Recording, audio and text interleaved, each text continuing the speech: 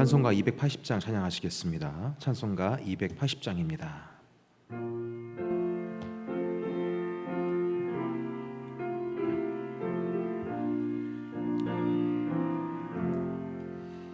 전부여 의지 없어서 손 들고 옵니다. 주 나를 외면하시면 나 어디 가리까.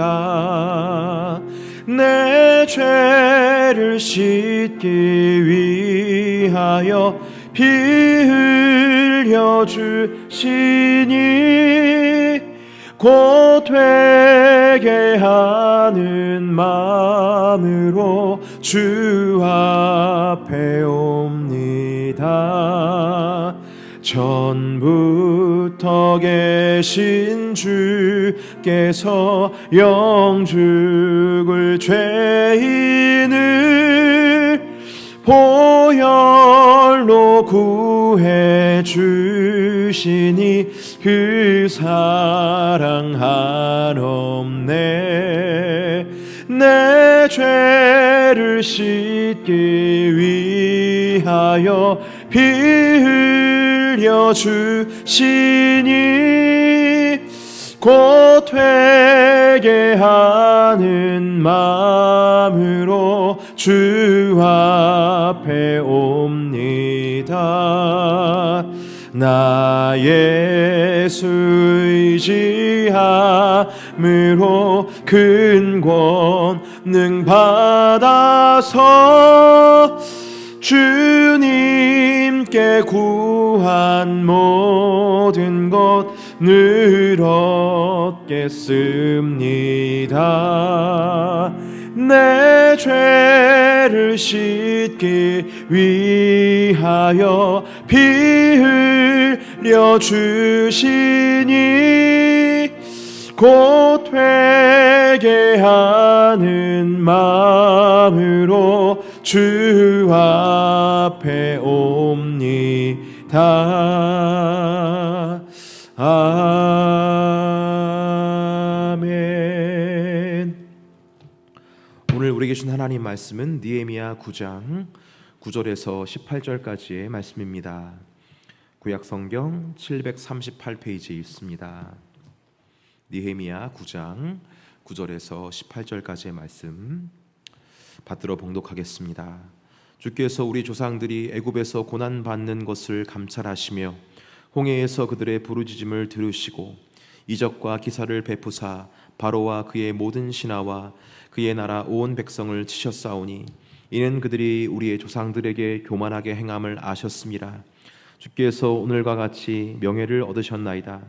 또 주께서 우리 조상들 앞에서 바다를 갈라지게 하사 그들이 바다 가운데를 육지같이 통과하게 하시고 쫓아오는 자들을 돌을 큰 물에 던짐같이 깊은 물에 던지시고 낮에는 구름 기둥으로 인도하시고 밤에는 불 기둥으로 그들이 행할 길을 그들에게 비추셨사오며 또 신의 산에 강림하시고 하늘에서부터 그들과 말씀하사 정직한 규례와 진정한 율법과 선한 율례와 계명을 그들에게 주시고 거룩한 안식일을 그들에게 알리시며 주의 종 모세를 통하여 계명과 율례와 율법을 그들에게 명령하시고 그들의 군주님 때문에 그들에게 양식을 주시며 그들의 목마름 때문에 그들에게 반석에서 물을 내시고 또 주께서 옛적에 손을 들어 맹세하시고 주겠다고 하신 땅에 들어가서 차지하라 말씀하셨사오나 그들과 우리 조상들이 교만하고 목을 굳게 하여 주의 명령을 듣지 아니하고 거역하며 주께서 그들 가운데에서 행하신 기사를 기억하지 아니하고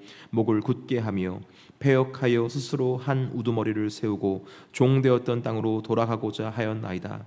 그러나 주께서 용서하시는 하나님이시라. 은혜로우시며 긍휼히 여기시며 더디 노하시며 인자가 풍부하심으로 그들을 버리지 아니하셨나이다. 또 그들이 자기들을 위하여 송아지를 부어 만들어 이르기를 이는 곧 너희를 인도하여 애굽에서 나오게 한 신이라 하여 하나님을 크게 모독하여 싸우나. 아멘. 우리 모두는 과거에 어떤 실수를 저질렀고 그로 인해 죄책감에 사로잡혀 살아가고 있는지도 모르겠습니다. 배우자나 가족들과의 관계에서 일어난 실수들, 일하면서도 잘못하거나 또 실패했던 순간들, 과거의 결정과 선택으로 인해서 발생한 실수와 실패의 경험들, 그리고 신앙적 태만하거나 반복적으로 짓는 죄악까지도. 그런데 이런 실수들은 단순히 지나간 과거의 한 사건으로 남아 있는 것만이 아니라 우리의 마음과 영혼에 깊은 상처를 남겨 지금까지도 우리를 무겁게 짓누를 때가 있습니다. 그래서 때로는 그러한 과거의 실패와 과거의 어떤 잘못들 때문에 한 걸음 내딛는 것조차 부담스럽고 두렵게 느껴질 때가 있는 것이죠. 과거의 실수는 마치 치유되지 않는 오래된 상처 같아서 아무리 시간이 지나도 그 상처가 아물지 않으며 우리의 영혼을 계속 아프게 하고 앞으로 나아가는 그 길을 방해할 때가 있는 것입니다. 그런데 여러분, 만약 우리가 여전히 과거의 실수와 실패에 멈춰서 있다면 하나님께서 계획하신 새로운 삶을 향해 나아갈 수 있을까요? 우리가 여전히 과거의 죄책감에 매여 있다면 하나님께서 이루고자 하시는 새로운 역사에 동참할 수 있겠습니까? 오늘 우리는 이스라엘 백성이 자신의 실패와 불순종에 대해서, 과거의 실패와 불순종에 대해서 어떻게 반응했는지를 좀 살펴보려고 합니다. 이 이야기를 통해서 우리의 지난 과거의 어두운 파편들을 어떻게 다뤄야 할지, 그리고 하나님 안에서 새로운 시작을 어떻게 준비할 수 있을지에 대해서 함께 그 길을 모색하고자 하는 것이죠. 느헤미야 9장에서 이스라엘 백성들은 그들이 저지른 과거의 실수와 죄를 회고하면서 하나님 앞에서 진정한 회개와 언약갱신의 결단을 내리는 모습을 보게 됩니다.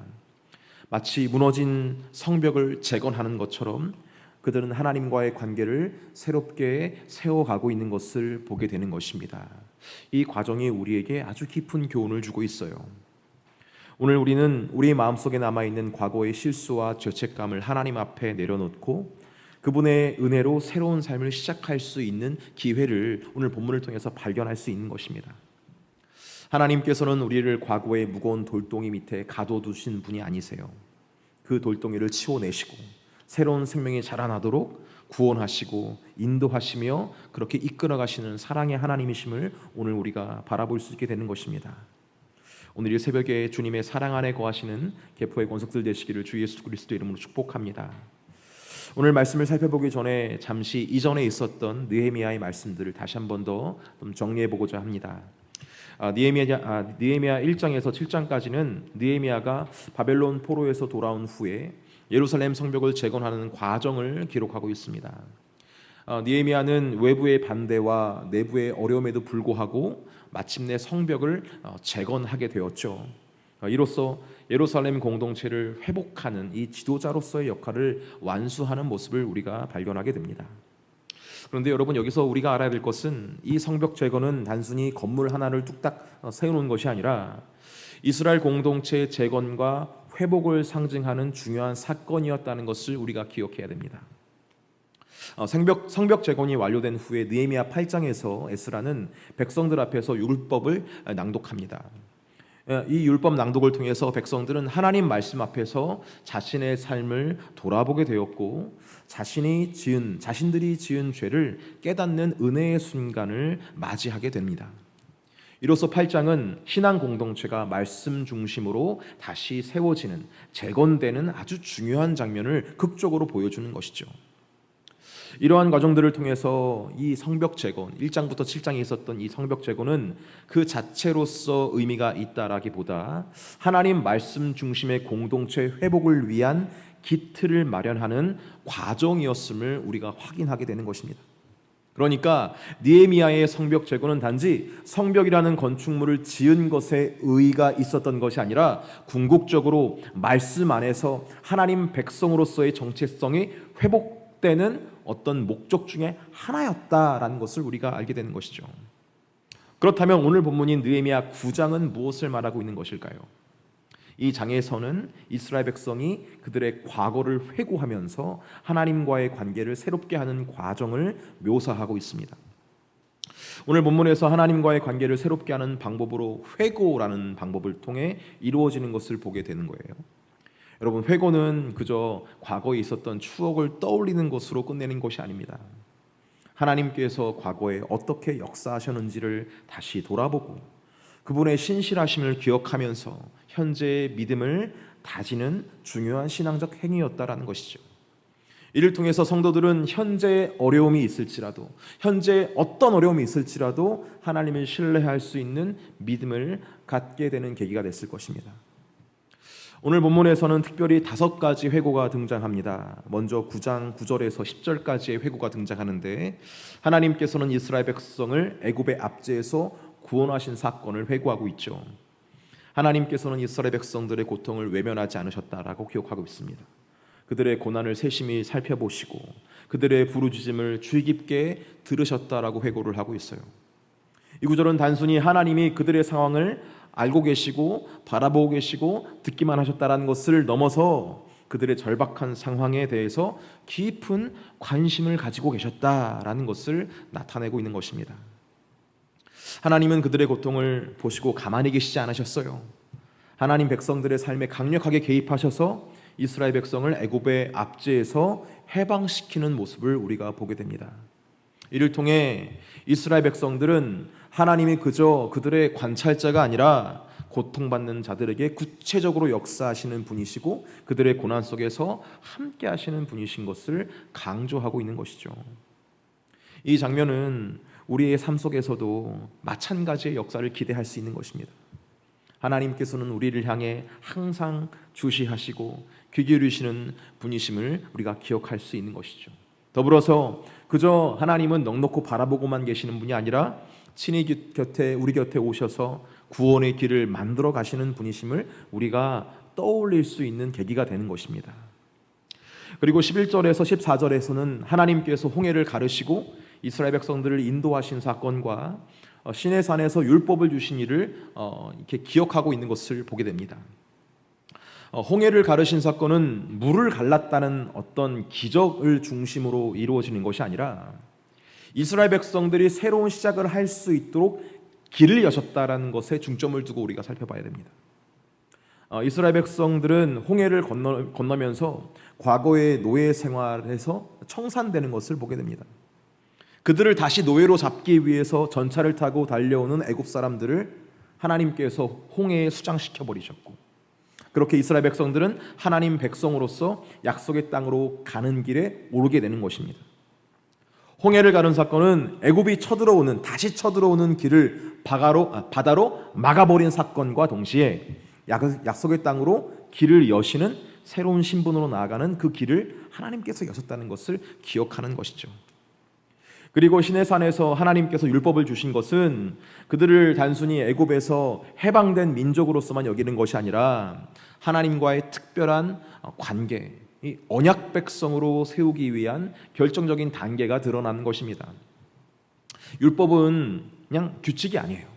백성들한테 어떤 너희들이 이렇게 살아야 된다 이런 걸 말하는 것이 아니라 하나님과의 깊은 관계 속으로 들어가는 어떤 초청의 메시지가 담겨져 있는 것입니다. 너희들은 이제 나의 백성이 되었어. 나의 백성으로서 이제 너희들은 이렇게 삶을 살아가야 된다. 이것이 나의 백성의 모습이야. 이렇게 하나님께서 이제 새로운 백성으로 그들을 삼아주시기 위한 과정이 이 율법 수요에서부터 시작되었다라는 것이죠. 이를 통해 하나님은 이스라엘 백성에게 너희들은 이제 애굽의 노예가 아니고 하나님의 언약 백성임을 확고하게 확인시키는 그런 순간이었다라는 것을 이들은 회고했다라는 거예요. 그리고 15절에서 17절은 하나님께서 광야에서 만나와 물을 공급하신 은혜의 사건들과 그럼에도 불구하고 백성들이 불순종했던 일들을 회고하는 것을 보게 됩니다. 시내산에서 하나님께서는 이스라엘 백성들과 언약을 맺으셨죠. 하지만 이스라엘 백성들은 아직 자신들과 또 언약을 맺으신 하나님이 어떤 존재인지, 그리고 하나님과 언약을 맺는다는 것이 어떤 의미가 있는지를 잘 알지 못했어요. 언약을 맺었는데 그냥 언약을 맺었구나 정도로 생각하는 거죠. 그분의 백성이 되었구나라는 정도로 생각하는 거예요. 그래서 하나님께서는 그것의 의미를 알려주기를 원하셨습니다. 하나님께서는 아무것도 없는 광야에서 그분이 어떤 분이신지, 그리고 그분의 백성들에게 어떻게 역사하시는지를 친히 보여주신 거예요. 광야라는 메마르고 척박한 환경 속에서 하나님께서는 하늘에서 만나를 내려주셨고 반석에서 물을 내어주심으로 그분이 생명을 공급하시는 신실하신 하나님이심을 드러내신 것입니다. 그리고 이 사건들은 이스라엘 백성이 하나님을 신뢰하고 의지해야 될 아주 이유를 명확하게 보여주는 중요한 사건들이었어요. 하지만 그럼에도 불구하고 백성들은 이 하나님의 은혜를 쉽게 잊고 반복적으로 불순종하며 반역했다는 것이 바로 그들의 회고점이었습니다. 하나님께서 맺으신 언약에 언제나 신실하셨지만 반대로 백성들은 이 언약을 항상 어기기에 바빴다라는 것을 기억했던 거예요. 이 같은 대조는 하나님께서 얼마나 그들에게 신실하셨는지를 돌아보는 것과 동시에 얼마나 그들의 백성들이, 이 조상들이 얼마나 불순종했는지를 또 반면교사 삼을 수 있는 그런 역할을 했던 것이죠. 이는 백성들로 하여금 그들의 죄를 명확하게 인식하게 됐고 하나님과의 언약 관계가 무엇을 의미하는지 깊게 회고할 수 있는, 생각해 볼 수 있는 그런 기회가 됐을 것입니다. 그리고 17절에서 18절은 백성이 계속해서 반역했음에도 불구하고 하나님께서는 여전히 그들에게 자비를 베푸셨음을 강조하고 있어요. 이스라엘 백성은 불순종과 반역으로 하나님을 거듭 반역했지만 하나님께서는 그들을 완전히 버리시지 않았다라는 것이죠.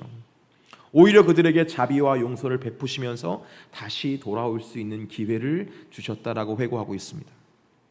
이 구절을 들으면서 이스라엘 백성들은 하나님께 돌아갈 수 있다라는 소망을 품을 수 있는 그런 계기가 되었을 거예요. 회개의 길은 항상 열려 있구나.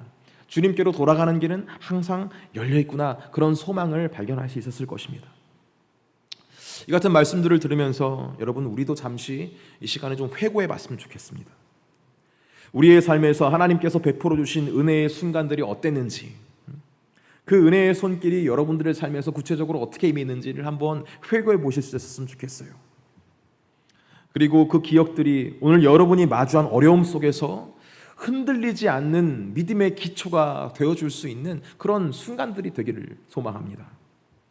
과거에 하나님께서 여러분들의 삶에 심어주신 그 은혜의 씨앗들이 오늘의 광야에서 어떻게 자라나고 있을까, 자라날 것인가를 소망해 보셨으면 좋겠어요.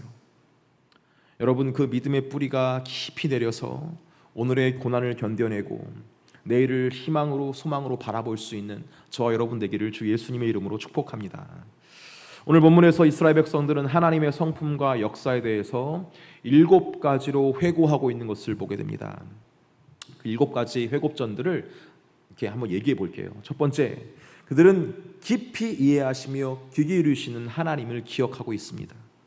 하나님은 이스라엘 백성의 애굽에서 겪는 고통을 외면하지 않으셨다고 말하고 있어요. 그들의 부르짖음을 세밀하게 살피시고 그들의 상황을 깊이 이해하시는 것을 보게 됩니다. 이는 하나님께서 우리의 고통 속에서 멀리 계신 분이 아니라 우리와 함께 하시며 우리의 아픔에 계속해서 주목하고 계시고 공감하고 계신다는 것을 우리가 알게 되죠. 두 번째, 그들은 구원하시는 하나님을 기억하고 있습니다. 하나님은 이스라엘 백성을 애굽의 압제에서 구출하셨으며 그들을 완전한 자유로 인도하셨습니다. 이 구원은 단지 애굽에서의 어떤 물리적인 해방을 넘어서 오늘날 우리의 죄와 억압과 어두움이라는 상황적인 구원까지도 포함되는 것이고, 이것을 통해서 하나님께서 이루고자 하시는 것은 뭐냐면 새로운 정체성, 새로운 삶을 허락하신다라는 것이죠. 세 번째, 하나님께서는 그들을 인도하시는 분이시고 공급하시는 하나님으로 그들은 기억하고 있습니다. 광야에서 하나님은 친히 그의 백성을 인도하시고 그들의 모든 필요를 채워주시는 하나님으로 함께 하셨습니다. 그들은 그분을 선한 목자로 기억하고 있었어요. 하나님은 오늘날에도 우리의 삶 속에서 올바른 길을 제시할 뿐만 아니라 우리가 필요한 모든 것들을 공급하시는 목자로서의 역할을 감당하신다라는 것을 기억할 수가 있는 것이죠. 네 번째로, 그들은 공의로 심판하시는 하나님을 기억했습니다. 하나님은 이스라엘 대적들을 심판하심으로 그들을 억압에서 구출하셨어요. 심판이라는 방법으로 그들을 구출하셨다는 거예요. 하나님께서는 불의를 용납하시는 분이 아니십니다. 공의롭게 심판하시는 하나님이시죠. 그러나 그분의 심판은 단지 어떤 벌을 주기 위한 것이 아니라 그의 백성을, 그분의 자녀들을 보호하고 구원하기 위한 사랑의 행위로서 심판하시는 분임을 그들이 기억했다라는 것을 우리가 이해할 필요가 있습니다. 다섯 번째로, 그들은 자비롭고 용서하시는 하나님을 기억했어요. 백성들이 반복적으로 반역했음에도 불구하고 하나님께서는 그들을 끊임없이 용서하시고 자비를 베푸셨다는 것이죠.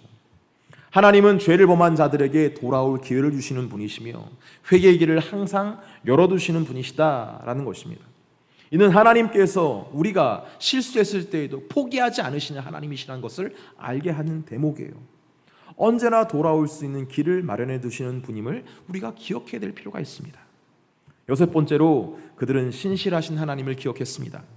하나님은 이스라엘이 불순종했음에도 불구하고 계속해서 언약을 어김에도 불구하고 하나님은 그렇지 않으셨다는 거죠. 하나님은 끝까지 그 언약을 지키시는 분이시다라는 것. 우리처럼 한번 지켰다가 안 지켰다가 그런 분이 아니시라는 거예요. 그분의 신실함은 인간의 불충실함에도 변함이 없으세요. 우리가 못 지켰다고 에이 나도 안 해, 이게 아니라는 거예요. 끝까지 하나님께서는 우리와 다르게 신실하신 하나님이시다. 그 약속은 절대로 흔들리지 않는다라는 것을 보여주는 것이죠. 그렇게 하나님께서는 언제나 그들의 백성을 지키시고 언제나 떠나지 않으시는 신실하신 분이시다라는 것을 기억했다라는 것입니다. 마지막으로 그들은 은혜롭고 긍휼히 여기시며 노하기를 더디하시는 하나님을 기억했습니다. 하나님은 은혜와 긍휼이 풍성하신 분으로 노하기를 더디하시며 인내하시는 분이세요. 하나님은 그의 백성들과 함께 하시며 우리가 돌아올 때까지 기다리시는 사랑의 아버지다라는 것입니다. 그들의 기억 속에서 우리는 하나님의 성품과 역사를 엿볼 수가 있습니다. 하나님은 그의 자녀들을 전인격적으로 돌보시고 구원하시며 그들의 삶 속에서 인도하시고 필요한 모든 것들을 공급하시는 하나님이십니다. 주님은 비록 공의로 심판하시지만 동시에 자비롭고 신실하게 용서하시는 분이시다라는 것이죠. 하나님은 그분의 언약 백성들을 끝까지 지키시며 은혜와 긍휼로 그들을 품어주시는 사랑의 아버지이십니다. 하지만 이스라엘 백성들은 이런 하나님에 대해서 회고하는 것만으로 끝내지 않았습니다. 그들의 조상들의 죄까지도 계속해서 회고했죠. 이 조상들의 죄를 회고했다는 것은 그 죄와 그 조상들의 죄와 연속성에 있는 자신들을 돌아봤다라는 의미가 포함되어 있는 것입니다. 그건 조상들의 죄만이 아니에요. 자신들도 지금 그 죄의 연속성상에 있다라는 것. 그 말은 무엇입니까? 그 이스라엘 백성들의 죄가 지금 우리의 죄가 똑같다. 그 연속성상에 우리가 있다라는 것을 의미하는 것이죠. 그들은 두 가지의 어떤 죄의 실존에 대해서 회고한 것을 보게 됩니다. 첫 번째로 그들은 조상들의 고통과 부르짖음을 통해 자신을 돌아봤어요. 이스라엘 백성들은 애굽에서 겪었던 고통과 그들이 하나님께 절박하게 부르짖었던 순간들을 되새겼습니다. 그런데 이 고통은 단순히 외부의 압제와 핍박으로 인해 고통당하는 그런 현실만을 말하는 것이 아니라 이 고통의 근본에는 뭐가 깔려있냐? 바로 하나님과 멀어졌을 때 겪게 된 영적 고통이 담겨져 있다는 거예요. 하나님과의 관계가 멀어지면 우리 내면에 깊은 공허함과 불안이 자리하게 됩니다. 이스라엘 백성들은 애굽에서 겪었던 육체적 고통을 넘어서 하나님을 떠난 상태에서 느꼈던 그 영적 고통을 회고하면서 그들의 부르짖음이 단순히 구원 요청이 아니라 하나님과의 관계를 회복하려는 절박한 외침이었음을 그들은 기억했던 거예요. 그래서 그들의 지금 고통이 단순히 고통이 아니라 하나님과의 어떤 관계 내에서 해결해야 될 어떤 도움의 요청해야 된다는 것을 그들은 계속 기억했던 것이죠. 여러분, 우리가 고통을 느낄 때 그 고통의 근본 원인이 어디에 있는지를 한번 돌아볼 수 있어야 됩니다. 이 고통이 단순히 나의 삶의 고통이 아니라 하나님 관계에서 이해되어지며 이 고통과 이 신음과 이 부르짖음이 하나님께 나아가는 우리의 디딤돌이 되기를 주 예수님의 이름으로 축복합니다. 두 번째, 그들은 조상들의 반역과 불순종을 통해서 자신을 돌아봤습니다. 이스라엘 백성들은 하나님께서 그들을 애굽에서 구원하시고 특별한 언약 백성으로 삼으셨음에도 불구하고 반복적으로 하나님께 반역하고 불순종하고 있었던 그런 기억을 갖고 있었습니다. 하나님은 그들을 자유케 하시고 그분의 법과 말씀을 주셨는데 그들은 계속 하나님을 떠나고자 했고 계속 그런 경향을 보이고 있었다는 것이죠. 이 반역과 불순종은 단순히 우리의 어떤 한 번의 실수가 아니라 인간의 깊은 죄성과 하나님께 등을 돌리려고 하는 우리의 기본적인 성향을 의미합니다. 하나님이 아무리 은혜를 베푸셔도 인간은 그 은혜를 망각해버리고 쉽게 자신이 원하는 길로 돌아선다라는 것을 기억했다라는 거예요. 그들은 자신의 반역과 불순종이 하나님과의 관계를 얼마나 파괴했는지를 깊이 성찰하면서 더 이상 이러한 길을 걸어가서는 안 된다라고 결정하고 결단했을 것입니다. 그렇게 그들은 다시 주님께로 돌아가야 한다는 필요성을 느끼면서 회개의 길로 걸어가자라고 결단할 수 있었던 거예요. 여러분, 오늘 이 새벽의 말씀을 통해서 우리가 자신을 돌아봐야 합니다. 우리 안에서 하나님과의 분리가 있다면 우리는 필연적으로 삶에서 고통을 느낄 수밖에 없어요. 하나님과의 관계에서의 멀어짐은 우리의 내면에 깊은 상처를 남길 수밖에 없고 그것은 결국 삶의 고통으로 이어지게 된다라는 것이죠. 그러나 우리의 어떤 고통과 어떤 부르짖음이 원망과 불평으로 끝나게 되면 우리의 삶의 근본적인 해결은 없을 것입니다. 하나님께 부르짖는 것은 단순히 문제를 해결해달라고 요구하는 것이 아니라 하나님과의 관계 회복을 위한 관절한 외침이어야 한다는 거예요. 우리가 느끼는 고통의 뿌리가 하나님과의 관계에서 멀어진 데 있다면 그 관계를 회복하는 것이야말로 진정한 해결책이 될 것이기 때문에 우리는 그 관계 회복에 중점을 두어서 우리의 신앙생활을 해나가야 됩니다.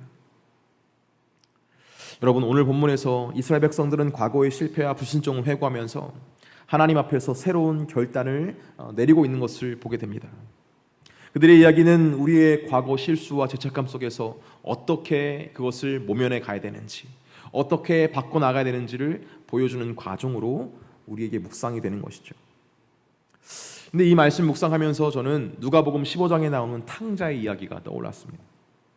탕자는 아버지의 품을 떠나서 자신의 욕망을 따라 자유롭게 살고자 했죠. 그러나 그의 자유는 곧 방탕과 고통의 사슬로 변해버리고 말았습니다. 마치 우리의 죄책감이 우리를 짓누르면서 앞으로 나아가는 것을 막았던 것처럼 탕자는 모든 것을 잃고 절망에 빠져 주저앉고 맙니다. 탕자의 이야기 속에서 우리는 우리 자신의 질문에 대한 답을 발견해야 됩니다. 탕자가 아버지의 집을 떠나고 자신의 길을 선택했을 때 그는 결국 메마르고 황폐한 삶을 경험할 수밖에 없었어요. 이 모습은 하나님과의 관계에서 멀어졌을 때에 우리가 겪는 고통과 다르지가 않는다는 것이죠. 우리의 영혼이 메마르고 죄책감이 우리를 억누를 때에 그것은 하나님과의 관계가 깨졌기 때문이라는 것입니다. 그러나 탕자는 그 절망 속에서 아버지의 집을 그리워하며 돌아가기로 결심합니다. 마치 이 겨울을 견디고 다시 뿌리로 돌아가려고 하는 이 나무처럼 탕자는 아버지의 품으로 그렇게 한 걸음씩 한 걸음씩 옮기는 것을 보게 되는 것이죠. 우리의 회개도 바로 이와 같아야 합니다. 하나님과의 관계를 회복하기 위해서 우리는 다시 그분께로 돌아가야 하는 거예요. 우리의 실수와 죄책감 속에서 하나님께 돌아가는 결단과 어떤 담대함들이 필요한 것입니다. 여기에서 탕자의 하나님은 우리 하나님 아버지시죠. 아버지는 탕자가 돌아오는 것을 보고 기쁨으로 뛰어나가서 그를 끌어안습니다. 아버지는 그의 과거를 묻지 않아요. 너 왜 그랬어? 이렇게 말하지 않습니다. 그저 아들을 다시 아들의 죄를 다 복권해 주는 걸 보게 됩니다. 반지도 끼워주고 신발도 신겨주면서 다시 아들로 살아갈 수 있도록. 이것은 바로 하나님께 돌아갔을 때에 우리가 경험할 수 있는 은혜이죠. 하나님은 우리의 과거를 덮어주시고 우리를 새로운 시작으로 나아갈 수 있도록, 새로운 삶을 살아갈 수 있도록 그렇게 다시 기회를 주시는 분이십니다. 여러분, 우리가 과거의 실수와 죄책감에 사로잡혀 있을 때 하나님께서는 그 실수를 바라보시며 정죄하고 심판하시는 것이 아니라 우리가 다시 돌아와서 회복되기를 바라신다는 것을 여러분 기억하실 수 있기를 바랍니다. 우리가 회복할 수 있는 길은 우리가 가지고 있는 그 죄와 어떤 아픔에서 현실에서 주저앉는 것이 아니라 주님 품 안으로 다시 돌아오는 것. 주님 품 안에서 우리는 진정한 안식과 쉼을 얻고 회복과 치유와 다시 한 번 더 일어설 수 있는 그런 경험을 할 수가 있는 거예요. 이제 우리가 해야 될 일은 우리의 죄책감을 하나님께 내려놓고 그분의 은혜와 사랑 속으로 뛰어드는 것. 그렇게 다시 주님께로 돌아가는 것이 가장 필요한 덕목임을 여러분 기억하실 수 있기를 바랍니다. 하나님께서는 우리의 모든 상처를 치유하시고 새로운 삶을 살아가기를 원하십니다. 그렇게 주님과 함께 새로운 삶을 살아가며 우리의 가정이, 우리의 모든 공동체가 그렇게 주님 안에서 회복될 수 있기를 주 예수님의 이름으로 축복합니다. 기도하시겠습니다. 할렐루야. 좋으신 주님 감사합니다. 지난 우리의 과거를 기억하지 않으시고 다시 돌이키기를 원하시는 하나님의 사랑 안에 우리가 다시 깊이 거할 수 있도록 하나님께서 인도하여 주시니 감사합니다. 우리 이스라엘 백성들의 이 회고의 장면들을 바라보면서 오늘 우리가 이 시간 주님의 은혜와 사랑을 회고할 수 있는 시간 될 수 있도록 하나님께서 인도하여 주시고, 더불어서 우리의 죄와 우리의 어둠을 회고하며 다시 주님께로 돌아가 치유받고 회복될 수 있는 복된 시간 될 수 있도록 하나님께서 은혜를 허락하여 주시옵소서. 오늘도 주님과 함께 샬롬의 은혜를 누릴 수 있도록 주님께서 인도하시고 생명력 넘치는 삶을 살아갈 수 있도록 하나님께서 인도하여 주셔서 내 주변에 있는 모든 가족과 이웃들에게 그리스도의 사랑과 생명을 흘려보낼 수 있는 복의 통로가 될 수 있도록 주님께서 은혜를 허락하여 주시옵소서. 주의 명절입니다. 주님께서 붙잡아 주시는 가운데 우리 가족들에게 주님의 생명을 흘려보낼 수 있도록 하나님께서 인도하여 주시고, 그 생명과 소망의 이유를 묻는 가족들에게 그리스도 예수님의 이름을 증거할 수 있는 복된 시간들 될 수 있도록 하나님께서 은혜를 허락하여 주시옵소서. 그렇게 우리의 가정이 주 예수 그리스도의 이름으로 다시 한 번 더 회복될 수 있도록 하나님께서 인도하여 주시고, 그리스도 예수의 이름으로 영화로울 수 있도록 주님께서 인도하여 주셔서 주님의 존귀함을 나타낼 수 있는 복된 가정, 복된 가문 될 수 있도록 주님께서 은혜의 은혜를 더하여 주시옵소서. 축복하며 예수님의 이름으로 기도 올립니다. 아멘.